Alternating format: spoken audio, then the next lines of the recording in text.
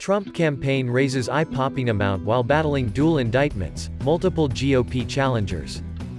Trump's fundraising the past 3 months is nearly double what he hauled in the previous period and comes as former president was indicted twice.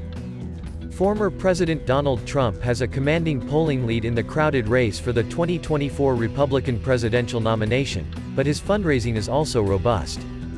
The former president hauled in more than $35 million during the April to June second quarter of 2023 fundraising, Trump's campaign confirmed to Fox News on Wednesday. That's nearly double the $18.8 million the Trump campaign brought in during the January to March first quarter of fundraising. The massive haul appears to be an indicator that the former president's mounting legal troubles have helped fuel his 2024 White House campaign.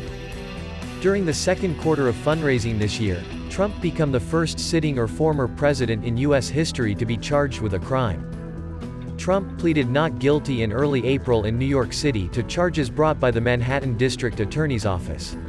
The former president was indicted for allegedly giving hush money payments to adult film actress Stormy Daniels in 2016 to keep her quiet ahead of that year's presidential election over her claims she had sexual encounters years earlier with Trump.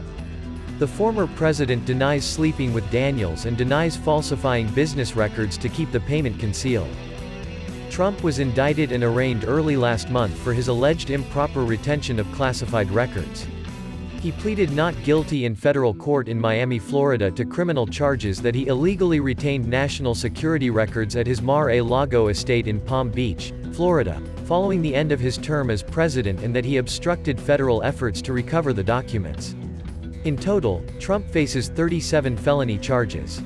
Trump's campaign touted that they hauled in $7 in the first 4 days following the New York City indictment, which spanned the end of the first quarter and the start of the second. And the campaign announced another huge fundraising infusion immediately following last month's federal indictment. Trump is the first of the Republican contenders to announce his second quarter fundraising.